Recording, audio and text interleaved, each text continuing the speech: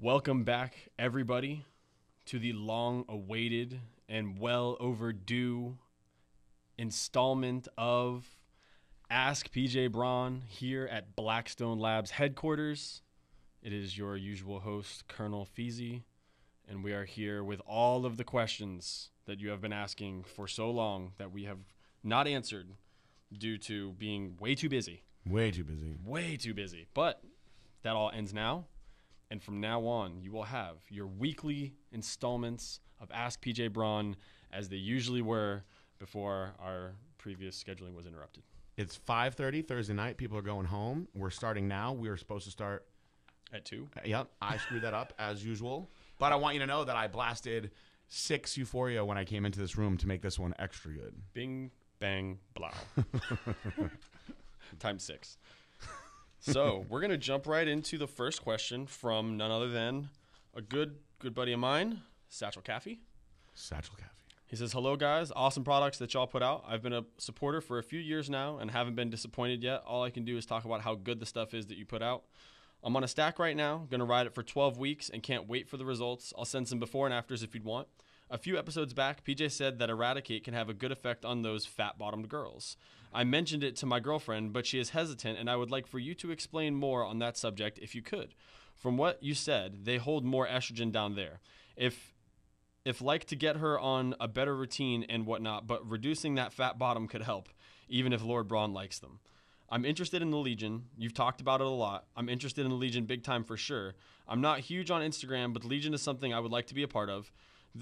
Is there a huge push to gain followers on Instagram for the Legion? I'm sure I could grow just as anyone can with time, but I'm not sure if that is the type of people you're looking for in the Legion. Peace out, Satch. What's the date on this? This is August 16th, which I know he's joined the Legion since then. Well, there you go. So that's perfect. And if you do listen to this, or if you have given up on the podcast and you won't hear this, hopefully you haven't. If you do listen to this, what I would love to see is the progress you've made on those Blackstone Labs supplements that you asked about a long-ass time ago and that I didn't get to. So send us that in. Now, as for your girl, here's the deal. And I say this to all of my girls that I deal with fat butts, which is all of them. No, it's not all of them, but it's which many is all of them. Good for them, though. So if you are competing and you want to compete in bikini or figure or fitness or bodybuilding, this is something that will really help you a lot because you've got to get that body fat to such a low level. Now, some girls are naturally thinner and don't hold weight back there, and it's not going to be as beneficial for them. If you're competing in something like bodybuilding or women's physique, it is going to be beneficial to you because you've got to get that body fat level so low that it's beneficial to anybody. Now, if you're just your regular gym goer and you're trying to look a certain way, you may not want to get in to using something that's going to block estrogen because it will change your hormones a little bit. So what's good about Eradicate is she'll still produce her hormones the same way. So she's not going to stop producing estrogen, which is what we want. We want her to keep having her same hormone pattern. But it's going to make it so the estrogen in her body can't bind to the estrogen receptors. And so that estrogen loves water and fat. And when you're eating carbs, it's going to bind with all that stuff at those receptors. And it's going to make you, of course, store more body fat where the receptors are. In a woman, your receptors are going to be in your boobs and your hips, a lot in your thighs and your butt. That's why you store the weight there. So you're going to prevent that storage from being able to happen. Now, if you can achieve a look that you want fast, let's say 30 days, then you can get to that look that you want. And while you're on it, you're not going to have any issues. But when you stop, you will, of course, be able to bind to the receptors, everything else that's in your system. So it's something to think about. I think it's something that's great for a temporary fix, but it is not something that should be utilized all the time. A temporary fix or just as everything is used as a supplement. A supplement. All right. And I have to say it is 100% true when he says he's been a supporter for years now because Satch Calf actually was one of my best customers when I was in the call center. Oh, wow. That is loyalty. I used to look very forward to speaking with him. He always had good conversation with me. At the time, I believe he was living on a boat for his job. He was working and living on a boat. Very cool. Worldly. This next one says, "Sup, PJ? I'm 36. I had acne as an adolescent. as I went through puberty, mainly on my face. Did a few cycles in my early 20s with what I would consider mild acne on mainly back and shoulders. Fast forward to 6 months ago, using Test, Deca, D-Ball, Sustanon, Draw, Tren, and Masteron, and HGH. Different times, different doses, different esters, about 20 weeks. Acne got very bad. I'm going to have scarring. However, I want to continue forward and want to compete in the future, but not if acne continues. I wasn't taking any AI. I would take Novadex whenever I felt a flare-up coming on. Appreciate the time. Emailed back if you'd like, and I'll watch for the podcast. Thanks, bud. Good question. Got a lot of these over the years. I'm sure when you said flare-up, you were talking about gyno flare-up, and you wanted to wipe that out. The thing is, if you're getting a gyno flare-up, that means your estrogen was going haywire, and that's actually going to be the main contributor to your acne as well. And so you probably could have prevented a lot of this, not all of it, but probably a lot of it by using an AI. So that's something that's very important that you guys take into consideration when running these cycles. If you're somebody that's prone to acne or becoming prone to acne, not taking an AI is going to make it considerably worse. Now, what I would suggest is, of course, going into your next cycle with an AI right off the bat. You have to. But there are certain things that you can take to wipe out acne. If you go to a dermatologist, there are certain antibiotics, even basic ones like Augmentin, that will wipe out acne. The dermatologist is going to probably put you on tetracycline. Now, if you're really bad, they'll put you on things like Accutane, which you cannot be on cycle if you go on Accutane. It takes a long time for it to work all the way. It makes you unhealthy while you're on it. It wreaks havoc on your liver, but it will kill all the acne. It's just going to take a while, and you will have scarring from that as well. After that, you should be fine for the rest of your life, but you don't want to deal with the problem by starting other problems. So if it's that big of a problem, you're going to have to clear it up first before you risk getting on a cycle and making it bad. I mean, my suggestion is you're going to have to decide how bad it is and how bad the scarring is, because you can't get on stage with zits all over your back either. You're going to get scored down for that because you're going to look unhealthy. So if it's that bad, you got to wipe the acne out first before you even worry about cycles and whatnot. If you think it's manageable, then get on an AI like Arimidex right away when you start your cycle. And things that are fast acting that aren't managed properly, like D-balls and androls and stuff like that, when you have these crashes and ups and downs in your hormones, those are things that are going to potentially make it worse. I noticed for myself, I used to have, I had a couple different spurts where I had like really bad acne, and somebody told me to take, was it pantothenic acid? Okay. And I started taking pantothenic acid, and at first I was like, man, this is not going to do anything. I need some over-the-counter pill, and they were like, oh, you're probably not taking enough of it. They said take about 1 gram a day. Okay. So I started taking 1 gram a day of pantothenic acid, and then sure enough, in about a week, I noticed it slowing, and then a week after that, literally didn't have a pimple anywhere on my body. Good to know. I actually haven't heard that one, but that's something you can just order really easily on Amazon and not have to worry about going to a doctor. So yeah, Amazon, some supplement stores sell it, stuff like that. So it worked good for me, and it's worked good for other people that I've told the same thing to. But I'm sure it doesn't work for everybody. Yeah, you can't hurt to try it. Even add it into what you're doing with the AIs. A lot of people get it really bad when they come off cycle and they don't PCT properly, because then your hormones are going all over the place, and you've got cortisol, soaring, your progesterone's all over the place, and this is when your body is confused and bad things like that start happening. All right, next one comes from Austin Phillips. It says, what's up, boss? 2-part question here. This is more of a theory that I have, and I'd appreciate your opinion. I remember a while back the Gorilla Chemist making a post on a study stating that 6 grams of arginine taken orally before resistance training can blunt growth hormone and IGF-1 levels by 41%. With that in mind, and also considering that higher levels of nitrogen help with protein synthesis, would it be more beneficial to take arginine or another nitric oxide increasing product such as Hyper Extreme post-workout, thus increasing nitrogen levels in the blood and improving 1, nutrient uptake due to vasodilation, and 2, better protein synthesis due to higher levels of nitrogen? Number 2 is I noticed a copycat brand hit the shelves semi-recently at Vitamin Shop. Could you explain the pros and cons of distributing to places such as Vitamin Shops and GNCs? Thank you for all you do, and thank you for all you and Josh do. So proud to be a part of this team. Legion Loyal, Austin Phillips. So to answer the first part of that question, relatively easy. There are people that are experimenting with doing it post-workout and say that they are getting pretty good results. But that's at 6 grams where it blunts those levels. So if you take half that dose, you're still going to get the vasodilation effects before you work out, which is going to increase blood flow and nutrient uptake during the workout, where I think it's extremely important. So I wouldn't go away from doing it before a workout. If anything, you can split the dose up and do it before and after. As far as the copycats over there, I mean, they copy everything that we do, from their call center to their Legion program. I mean, what was the question on it? Fear operators or afraid, I think.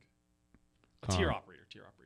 What about their tier operators? No, it was mostly wondering explaining the pros and cons of distributing to places such as the Vitamin Shop. So, GNC and Vitamin Shop have wanted to partner up with Blackstone Labs for a long time. We actually almost did it in 2016. That was the closest we came to making it happen. We had an agreement that I really, really liked. And the reason that we have not done it yet is because those places are making way, way, way, way more money than we are, and we have to lay out all the product in advance. So the big thing that those guys are doing that's gotten them into vitamin shops is they're selling bars.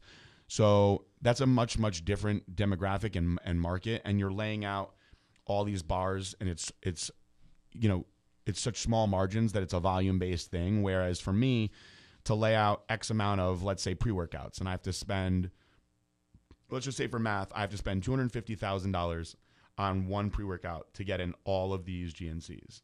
I don't get paid until they sell them all. They work typically with a pay-on scan. So as the products sell, you get paid. I'm not okay with that. I want my money right away, and I'm not going to bend on that. So rather than spending all the money to lay it out so they can say they have my product and they can make more money than me, I simply just don't deal with them. And because of that, I help these mom and pop stores sell product at a bigger margin where they can stay in business, and that's why we have such good relationships with these stores. A lot of mom and pop stores have been put out of business by places like GNC, Vitamin Shop. Amazon is the big one now. But if I'm giving them a good deal where I make money, they're making a lot of money, they get behind my brand, they're loyal to my brand, versus places like Vitamin Shop and GNC, where there's a staff of really not well-trained people that are, usually working towards commission to sell the product. So it's really about what you want to do with your brand. I never wanted my brand to be the biggest brand in the world. There's a lot of extra headaches and responsibility that comes with that.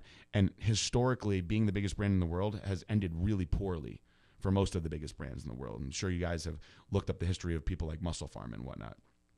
I wanted to be the best brand in the world, and I stand by that. And I stand by the integrity of my brand and the way that we do things. So if you're trying to take your company to a private sale, then you're going to want to show as much revenue as possible. So getting in with GNCs, vitamin shops, and all that stuff, it's going to increase your revenue for sure, but it may barely increase your bottom line. In fact, it might hurt your bottom line.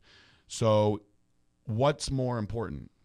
Selling $20 million of revenue, having a massive overhead, all kinds of headaches, potential lawsuits, and everything else to make $2.5 million in sales, or having $10 million of revenue, less headaches, being able to pay your staff better, and having 2 to maybe even 2.5 on the bottom line. To me, it seems like a very easy answer, and why we do things the way that we do over here versus over there. Now, I'm not saying that it is not the right way to do it, what they're doing, but when you have something like bars that is your main bread and butter to your company, you've got to sell a shitload of freaking bars. So you're going to have to sell them in vitamin shops and GNCs like that. You're not going to survive. If better have them slanging them on the corner too. You got to. It's a heavy volume based business. So we have our iso cream instead of the bars. So we are working on getting the iso cream into distribution. We're fine with people like GNC or Vitamin Shop or even Publix. Hopefully Publix. So that's where we really want it, selling our iso cream, and we're okay with making less,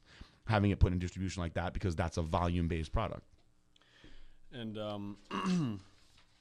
being the biggest and being the best are not always the same thing. Nope. And especially in this case, when it comes down to, somebody else selling your brand, think about, I don't know about everybody else that's listening to this' opinion, but I've been into a lot of GNCs, and the majority of them, when I walked in, the guy behind the counter or even the owner looked like they had never set foot in a gym.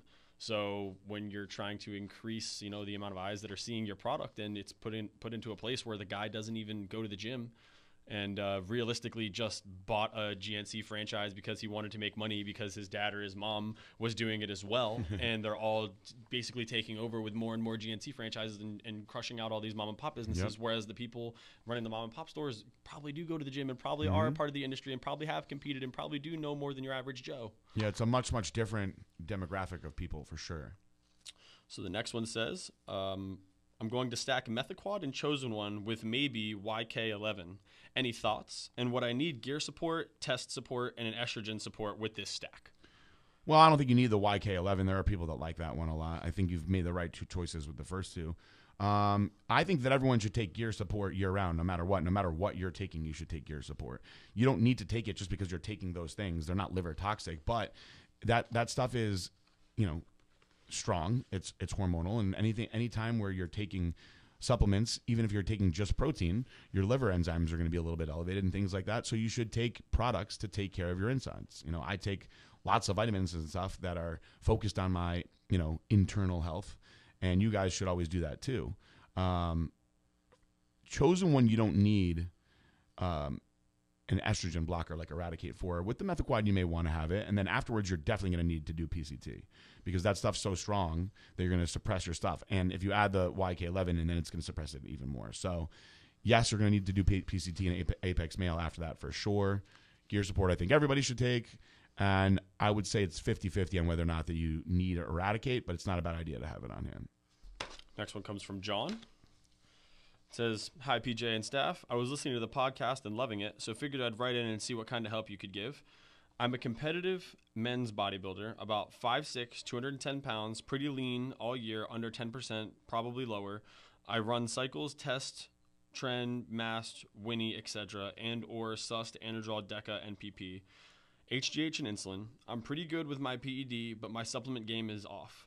I normally just take BCAAs, creatine, and carbs pre and intra workout.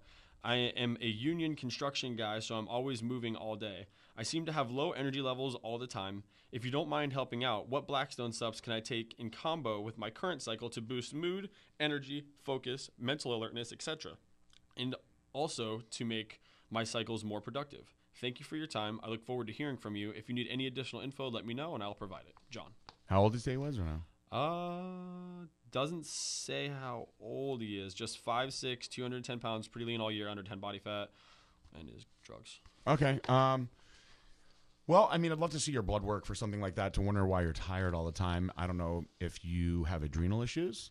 If you're tired all the time, when people tell me they're tired all the time, even when they are sleeping, that's typically a sign of adrenal fatigue. And our product, Adrenal Care, even if you're not using too many stims, is really, really, really good, guys. Because when your adrenals are shot, it's going to throw off all the rest of your hormones and the way that you mentally feel big time. So, I would say right away that I would get on the Adrenal Care because correcting your adrenals might fix everything right then and there. We have lots of products for different things, but if your adrenals are messed up, you're just going to be spinning your wheels. Now, you could try taking, something like Apex Male or Chosen One to increase your free test a little bit more, and that should give you more energy and aggressive. Same thing with something like Halo Elite that's going to boost your androgens before you train. You should feel more aggressive and whatnot, but if you're always feeling tired, I would absolutely try the Adrenal Care for sure. And I know you said that you're usually taking BCAAs, creatine, and carbs pre and intra workout, but maybe you should think about picking up a container of Resurgence with the nootropics in it and drinking that throughout the day while you're at the construction. I've never been a intra-workout carb guy either. I mean, you could drink Formula 19 in your workout, but I think it's much better to have them before and after. I've always stood by that, and that's another thing you can do different. Sometimes when you're taking in the carbs during your training, depending on how you're training, what you're doing, that could actually slow you down, and too. the type of carbs. Yeah. Yeah. But yeah, if you're looking for more energy-focused mental alertness, well, those nootropics in the Resurgence can help you with that. Absolutely. So drink those while you're doing your construction. I'm sure you'll have a lot more energy and focus. Next one comes from our boy, Big Kings Bodybuilding. Okay. Josh Kingsbury. Says, hey, fellas, hope all is well again. Thank you for always taking the time to do this and for all the love for my new engagement. My question is, when it comes to your posing routine, how do you prioritize what's important to have incorporated? Thanks, guys, and Blackstone for life, Josh Kingsbury. So when you do your routine, there's two things that are extremely important when making your routine. The number one thing that is most important is when you're doing that routine at night, right? That's for your family and for your friends. So you're going to want to show poses that best display your physique. It's much different than in the morning when you're doing prejudging and you have to hit those mandatory poses, because everyone has one, maybe two mandatory poses that they're just not as good at as the rest, but you have to hit them. No matter what, you've got to hit them. And everybody has poses that are really, really good compared to the rest. And those are the ones that you want to hit more. Unfortunately, you can't, because the specifics of prejudging are laid out the way they are. So when you're doing your routine, you want everybody to see how good you look. Now, if you still want to hit those other poses for the sake of hitting your mandatories, throw them in there once for sure, just to be complete. But you're going to want to, if you have an awesome most muscular, you might want to open your routine with most muscular, hit it in the middle, hit another one at the end, hit variations of it. You want to really show yourself the best that you can be. And then the other thing that's extremely important is I feel that a posing routine should represent who you are as a person. So if you're a really intense guy, you might want to come out and pose to some really hard rock. If you are somebody that's really cerebral and well thought out, then you might want to do something that's slower with a lot more transitions, has a lot more going to it. You want to show your personality in your routine. It says a lot about who you are, and this is the one chance that a lot of people are going to get to really see you by yourself. And it's the chance that your parents get to see all the hard work that you put in, because many people don't understand the prejudging. To me, the prejudging is the best part. So think about that as an entertainer. How are you going to entertain people the best with your physique? Put on a show, bro. Exactly. Put on a good show. Next one comes from Michael. It says, "Sup, PJ? What's the best dosage with DNP and with what diet? How long should I run it?" Michael Allen, Atlanta, Georgia. So for starters, let me just say that I do not recommend people taking DNP. It is illegal. It is dangerous, et cetera, et cetera. Deadly, right? Can be deadly, yes, just like insulin and some of these diuretics. Now, when I used DNP, I used it 3 times very, very effectively. And I used 200 milligrams a day. That's it. Very low dose. 14 days on. And then I took a solid break for a month or so. I actually did this twice during one prep and 3 times during another prep. And the other prep, I did it at 16 weeks out. I did it again at 10 weeks out. And I did it one final time at 3 weeks out. And you retain some water on the DNP. And you'll still feel yourself dropping and losing every day. And you'll be able to eat way more. So I would always structure where I was eating more of a lower fat, higher carb pattern. And then I would actually cycle into lower days when it would come off of it. But it is extremely effective. And that's why guys were using it so much when it was around. The problem is people get too crazy with the dosing. And when you get too crazy with the dosing and the duration, you actually can wind up literally cooking your insides. And that's what the people were dying from. So DNP was actually legal in the 60s. And then there were some deaths reported to it. They banned it. Anything that's got deaths reported to it is surefire going to get banned. Immediately banned. And, there's like this stigma about DNP as being magic. Nothing's really magic, but it does work very, very good. Then again, wrong doses of, things like ephedrine led to some people having heart attacks. And we know that there's been plenty of people that got good results on ephedrine. So if you're going to, like I said, I don't recommend it. If you're going to go out and do something crazy and do it, make sure you educate the hell out of yourself first. And less is more with anything like that. Yes. Do not get crazy on your dosages. Next one comes from Keith. He says, "I'm hopping back on a 16-week cycle again, referring to the Braunster for advice. In the past, you mentioned it's not exactly the substance, but the nutrition associated with to bulk or cut. In calculating macros, I'm curious if there's a rule of thumb on increasing macros while introducing PEDs, test deca D-ball trend, ultimately attempting to add lean muscle with reduced or lower fat accumulation, blowing up to 260 from 205 in 2 months last cycle had me breathing like a pug and want to taper that down a bit. T3 questions. I follow Nick Trigili, and after hearing his comments regarding T3, questions have arose before a first use. What is the standard dose for T3? What is the typical length of use? Just a general spectrum rule of thumb.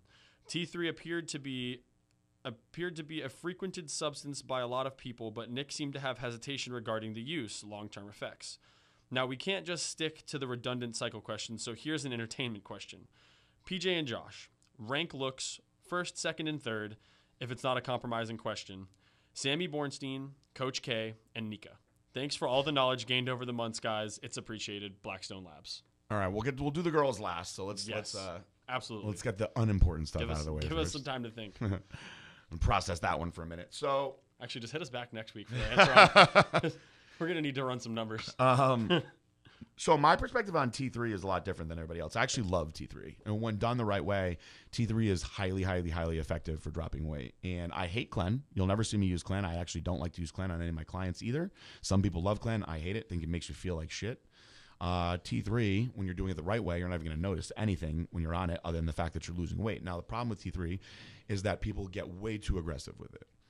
Usually women, they just keep taking more and more, especially if they don't see the results that they want fast. Also, there's a lot of very bad coaches out there that don't understand T3 and they prescribe way, way, way too high of doses of it out to their clients. So the way that I use T3 typically is if I have a photo shoot or say I had a contest or something that I had to be, a low level of body fat for, I actually only use it for like 30 days. And I start out relatively low, about 12.5 mcgs for the first 3, 4, 5 days. And then I go up to 25 and I'll stay there.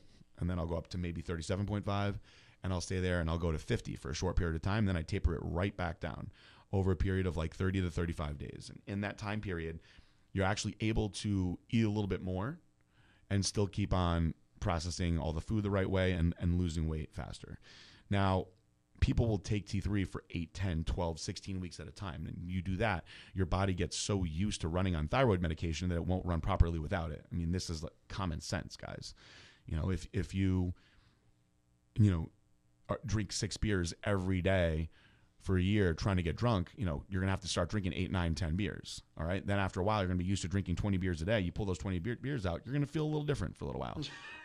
Eventually you'll actually go back to feeling normal, but there's going to be there's going to be some shitty days associated with that. So, I do feel that most of the time, the damage done by T3 can be fixed in time and patience. Not always, though. There are people that have gotten so aggressive with it that they've damaged their thyroid for the rest of their life. It's typically women that I see that do this.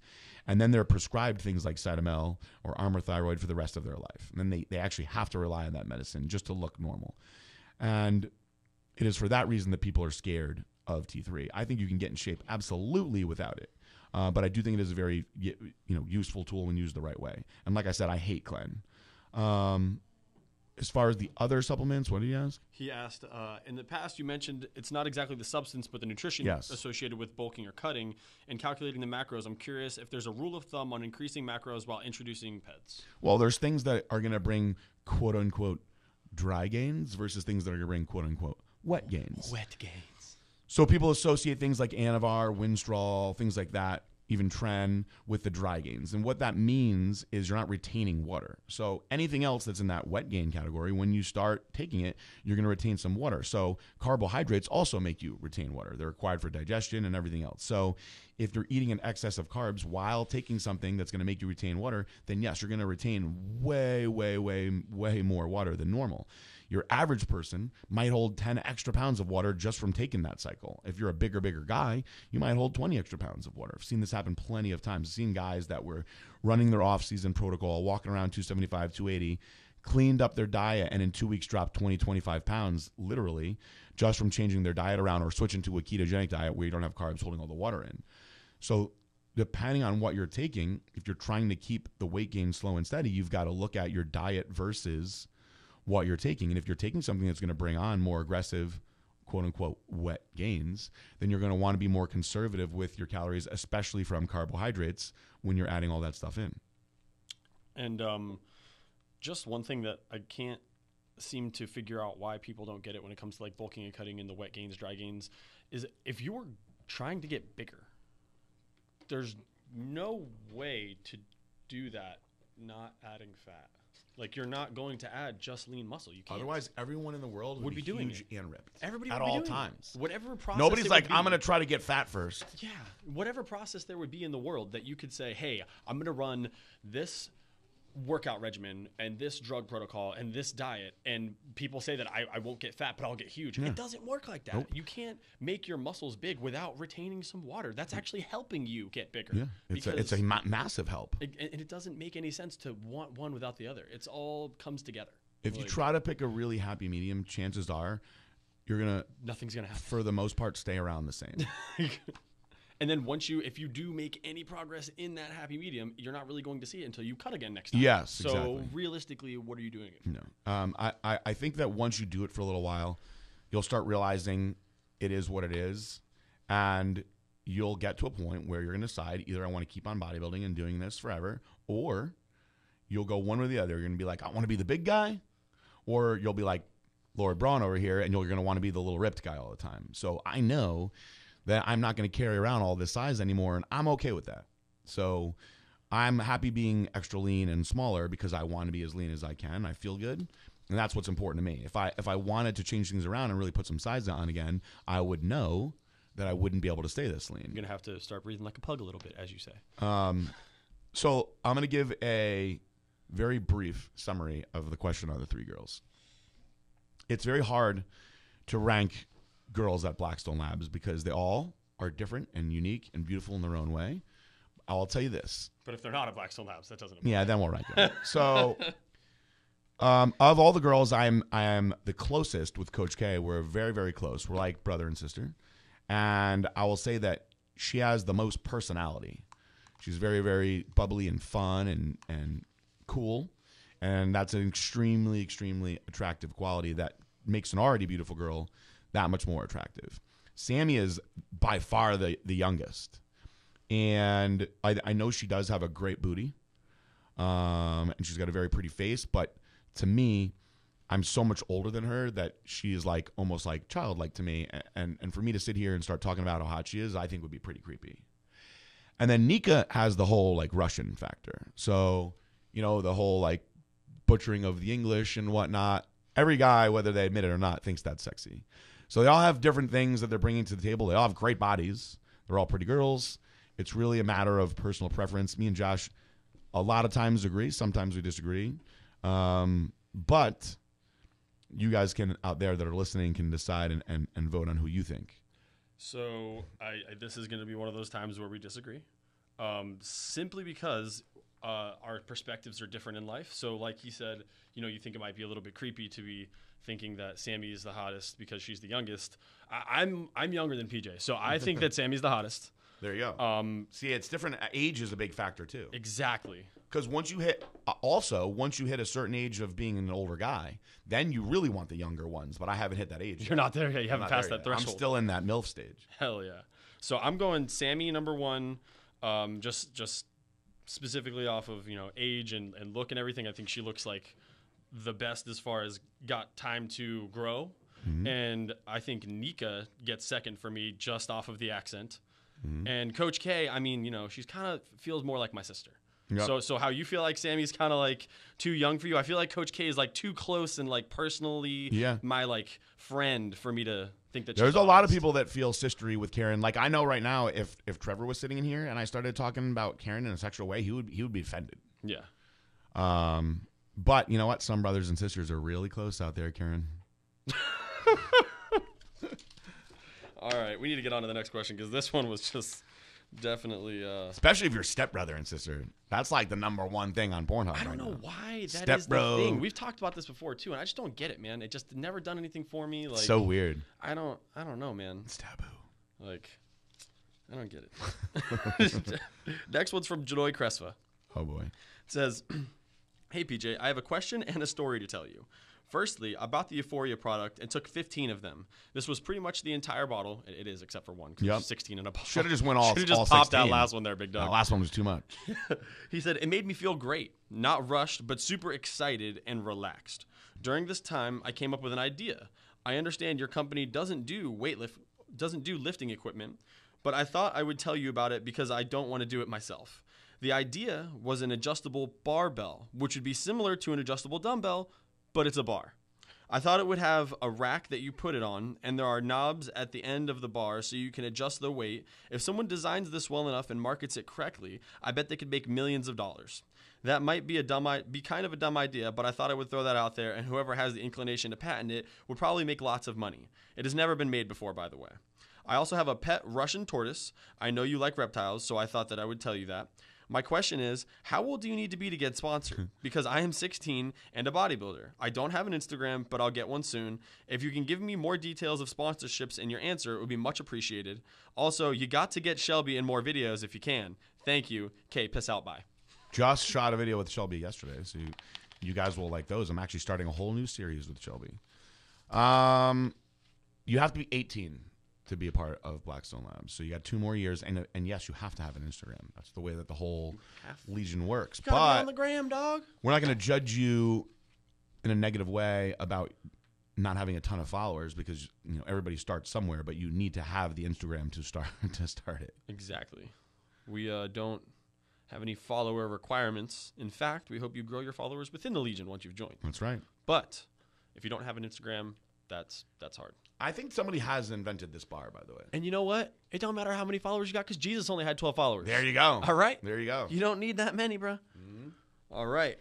Yeah, I think somebody invented that bar already. I don't know. I don't know how much research you have done at 16 and blast that out of your mind on Euphoria to figure out if that bar has been made or not. I think that may have been done. But I like your style. I like your style, too. I do some of my best thinking on Euphoria. That's why I took 6 before I started the show. Okay, I would like to know more about the 15 Euphoria pills, though. You should write us back and detail your experience, like, every 5 minutes or so, how long did it last? What are we in for? Just go ahead and write on a piece of paper, start time 2:00, Euphoria 15 caps. And then 2:15, feel nothing. 2:30, feel a little better. Crazy Hawk did a whole bottle, and he said it's nuts. I would not put that past. Didn't we send an entire box out? Yeah. Yeah. They enjoy that The stuff. most I ever did, it was 8, and I was borderline throwing up from that. Yeah. That sounds intense. Yeah, the thing with Euphoria is one pill in the wrong direction can really set you over. That's the thing with you it. take one too many of these, you're going to have a bad time. It's interesting. 4 pills, you'll feel a little bit. 5 pills, you'll feel a little bit more. 6 for me, that's my dose.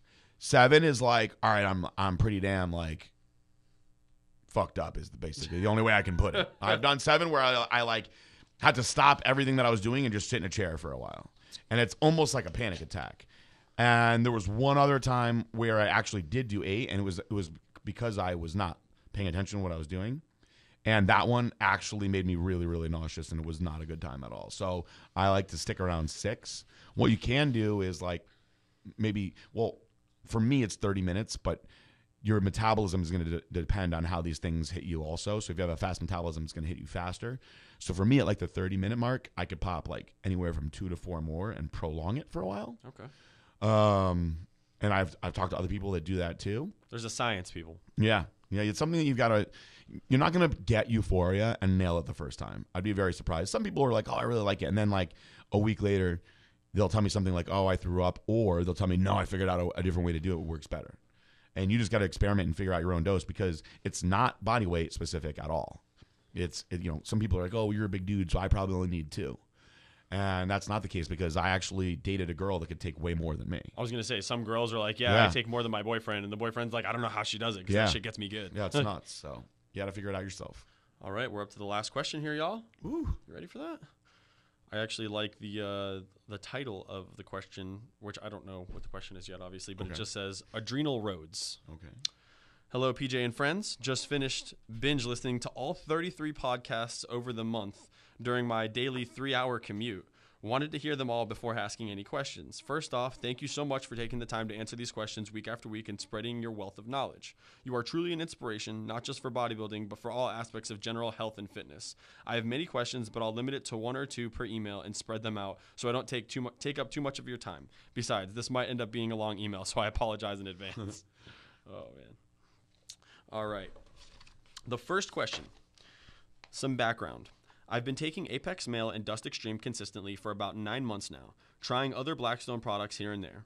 Apex Male kicks ass, and it is the only test booster I've ever taken that I can feel and notice working. I have experimented a lot. It's also the only one that seems to effectively prevent estrogen-caused acne as a result of the product.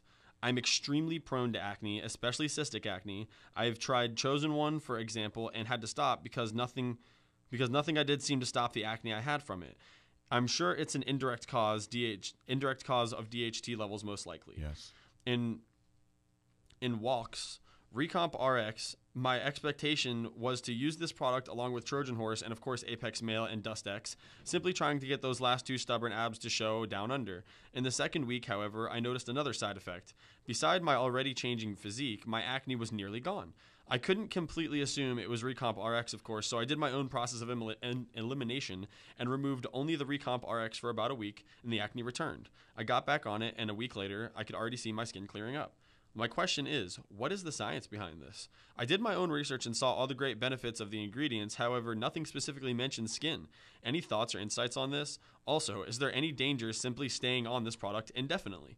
My next step will be to add in Chosen One or even jump straight onto Metha-Quad and see if the addition of Recomp RX limits the acne side effects I saw before. I'll be sure to keep you guys posted in case anyone else is experiencing similar issues as me. My second question. This is more of a story that just happened to me and curious to see what stories come out of those in the room. It's similar to PJ's IG issues last week. Hashtag the derm.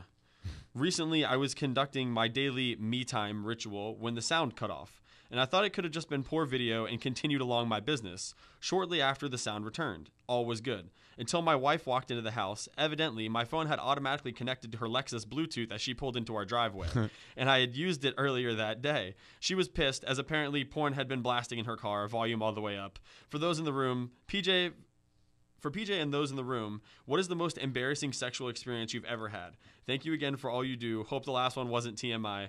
Very respectfully, Adrenal. P.S. Metha-Quad 20, Recomp RX 20, Apex Male 20, Trojan Horse 20, Dust Extreme 20, Chosen One 20.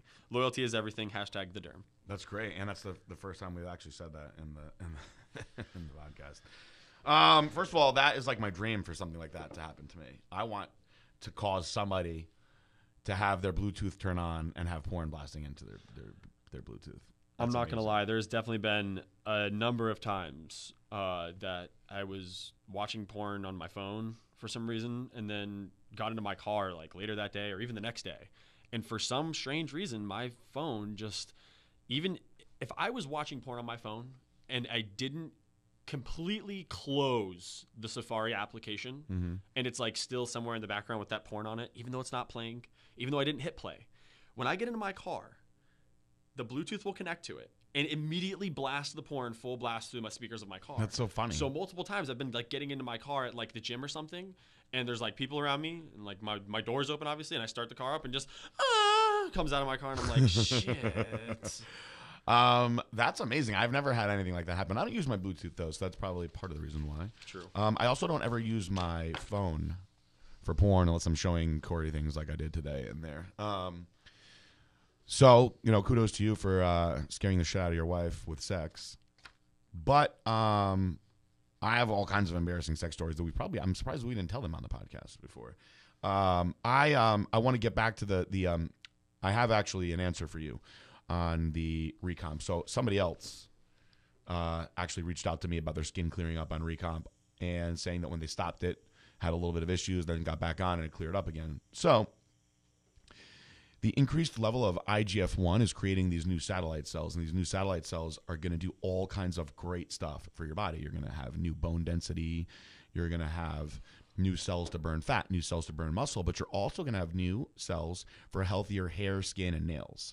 So you're going to have a more youthful look to your skin. Your skin should be like tighter and softer and better, more collagen-like.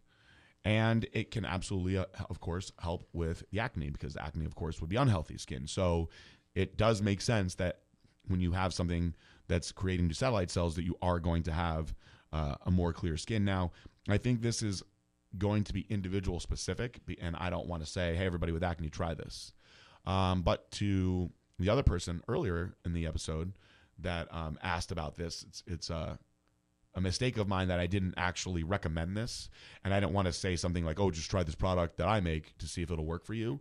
But I actually do have somebody else. So now you're not the second person now that told me they noticed a dramatic difference from the Recomp, and that to me, in theory, makes a lot of sense of why you would notice that. I'm really happy that it's done that for you. I've had a few people tell me some really great things about the Recomp. We had a girl who cut her hair real short, and she was like brokenhearted over her lack of hair, and said her hair was growing like twice as fast when she got on the Recomp, and she was so excited about it. And another girl that was saying that she had like some sort of like brittle nail syndrome, and that the Recomp like strengthened her nails back up to like having healthy nails, and it was like something that was like painful to her before.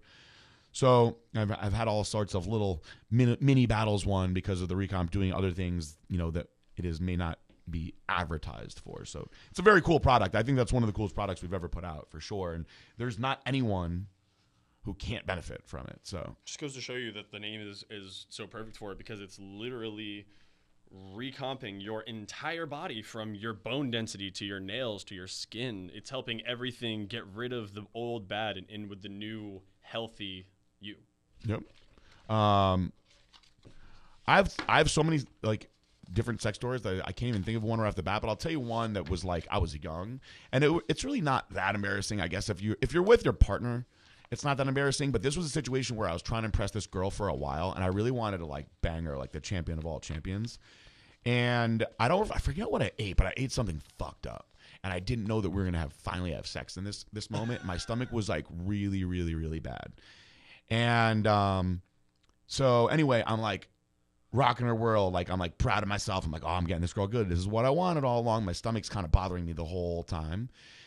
And it got to the point where I felt like I was actually gonna have to cut myself short because like I had to like run to the bathroom. But I like knew that I was gonna blow my load and I really wanted to. So I was just like lacing into this girl. And right as I was like blowing my load, I did like the most boisterous, obnoxiously loud and long fart.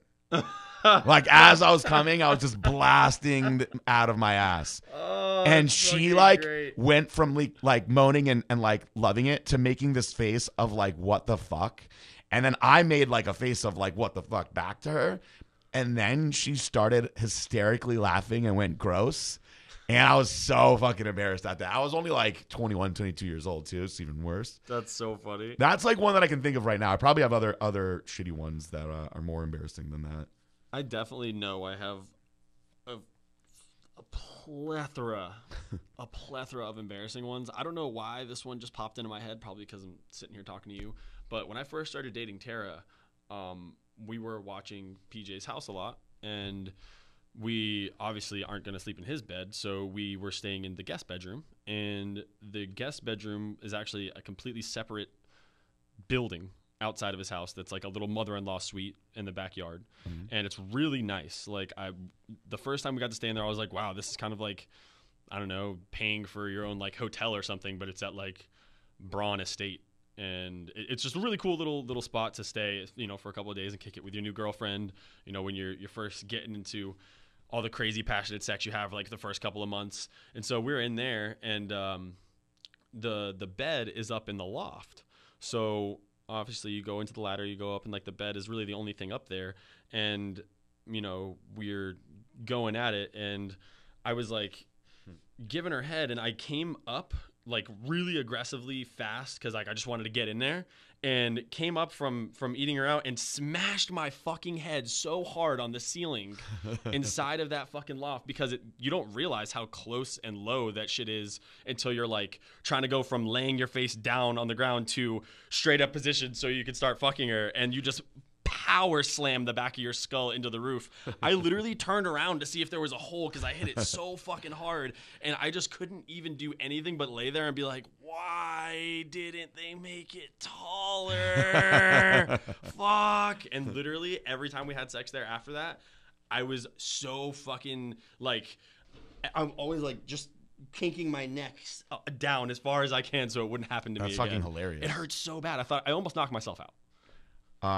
I've never had sex up there. It's a good little spot. I jerked off up there. Oh. No sex though. It's a good little spot for that too. It's pretty weird. I like it in the morning because the sunlight reflection off the pool will make like the waves go all over her boobies. Oh, that's fun. Nothing better than wavy boobies in the morning. Before we close out the show, everybody that's listening, we just started the cyber bodybuilding contest. This is very, very exciting. I've been wanting to do this for a while. So this is for all of the people that were mad over the Beat PJ winners, saying that I look better than the Beat PJ winner. Well, I had to explain to people pretty much after every Beat PJ that it's not a best body contest.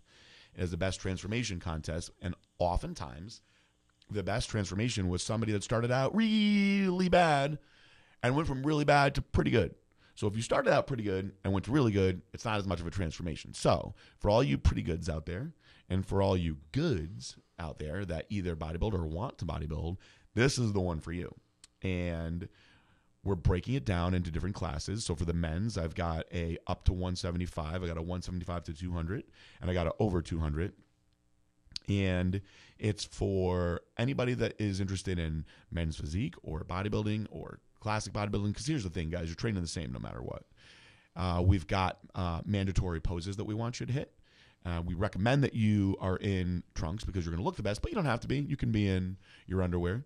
And you have to do everything via video submission. So I've got a 12-minute video out where you're going to see all of the rules in perfect detail. I even brought in a little prop for you guys with Sammy to demonstrate the pose that I want. Ladies, we've got 2 divisions for you. We've got a bikini division, and we've got a figure physique division with some mandatory poses that we want you guys to do as well.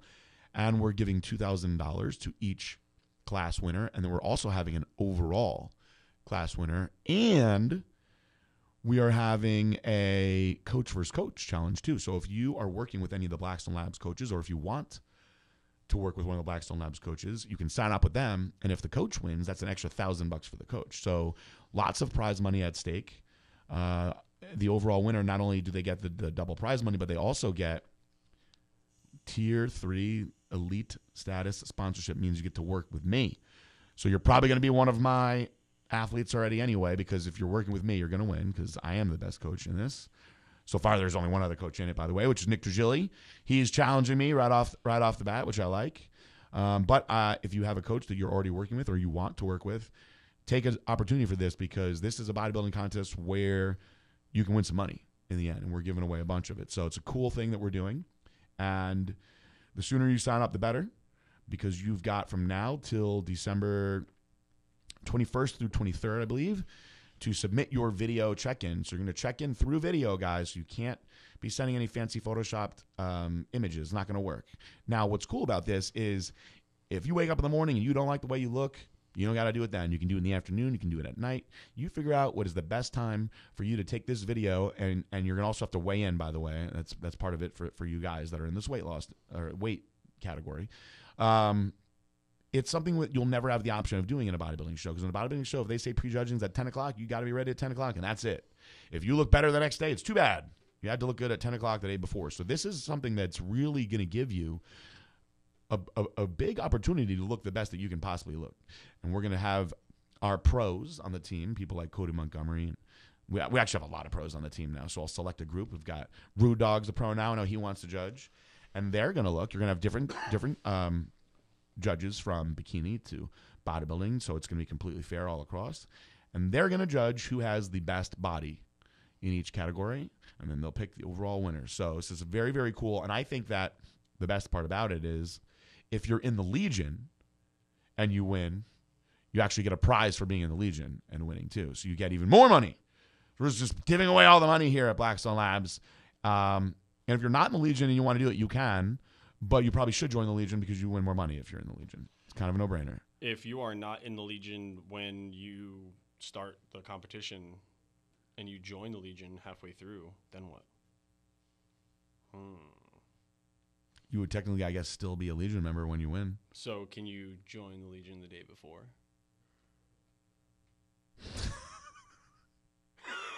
I'm just, you know how it goes here, bro. You know how it goes. Eric, what do you think? I mean, they'd still be Legion members, you know. Have we ever had a Legion member that signed up and then was like, fuck this shit the next day? Oh, yeah. Really? Oh, yeah. No, we've had a magnitude of people send in an application, and when I send them an approval and welcome email and break down to them how to redeem their $100 credit every month, they're like, $100 credit? I thought you were going to pay my rent. And I'm like, no, not for posts. Like, I don't. And then they're like, oh, I thought I was just signing up to basically have my life paid for. And I was like, oh, yeah, okay. No, sorry. So I want to join that one. Those are the people that I really could use that one right now. Quit the next day when they get the confirmation email that says $100 credit. But now with the tier system, those people can also say, hey, If you're too good for $100, maybe you're good enough to get 15% sales commission. Yeah, bust your ass. Get and up to just tier 2. Get some. If you're really, really good, like you think you are, then you'll work your way up into tier 3. Right, exactly. And since we're talking about the Legion now, it was just a stupid question that got us off topic. My real point was, if somebody wins, are they going to be able to join the Legion the next day and be like, yo, let me get that extra prize money, dog? Not the next day. Nah, man. Can't do that. So, anybody out there that's looking to pull a fast one, we're watching you. So, also talking about the Legion, if you haven't noticed, which we have noticed, there's been a large wave, we'll call it, of individuals who are coming to join the Legion from other programs. Yep. And we welcome you. Now, we are going to be cracking down on people who are in the Legion that join other programs while they're in the Legion, and people who attempt to apply for the Legion that are already ambassadors for other programs. All that is probably going to come to a quick halt. So you better choose your loyalty and make sure that loyalty is everything to you like it is to us. So with that being said, anybody that is not already an ambassador for anybody else that would like to join the Legion, or is thinking about dropping their ambassadorship for whatever reason because they're unhappy or they think something may be better for them beyond the horizon, Blackstone Labs is here for you, and you just have to go to www.blackstonelabs.com/Legion. You must have a public profile on Instagram. You must be 18 years old. You must enter all of the fields correctly, or I will just ignore you. And you also have to send in a photo. Some people will send in photos that are obviously not them. And I'm like, yo, that's Ronnie Coleman. It's not you, Jim. Please be truthful and send us photos of yourself. Use whatever Instagram you have that has the most exposure, obviously. We have people sometimes that send in applications that have well, this is my fitness Instagram, and this is my dog's Instagram, and this is my shoe Instagram, and I have 40,000 followers combined. And I'm like, okay. And I go to their personal Instagram, and I'm like, you have 400 followers. And then I go to the dog Instagram, I'm like, there's 3,800 followers here.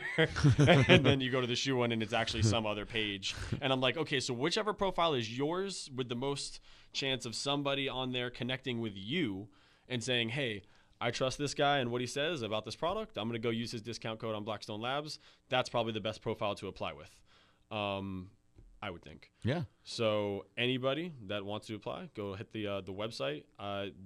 Definitely takes a little bit to get a response. If you apply more than once, it's going to take longer to get a response, because how I do it is if you apply more than once over a certain period of time, other people that have only applied once are actually going to get ahead of that, because anybody that's doubling and tripling, you're actually making the list longer, and it's not fair to everybody else that only applies once. Yep. So if you apply 700 times, you're probably never going to get to the top of the list. So keep that in mind, and we are looking forward to seeing you in the Legion. It's going well. It's going very, very strong. Legion strong, and Legion we're proud of it.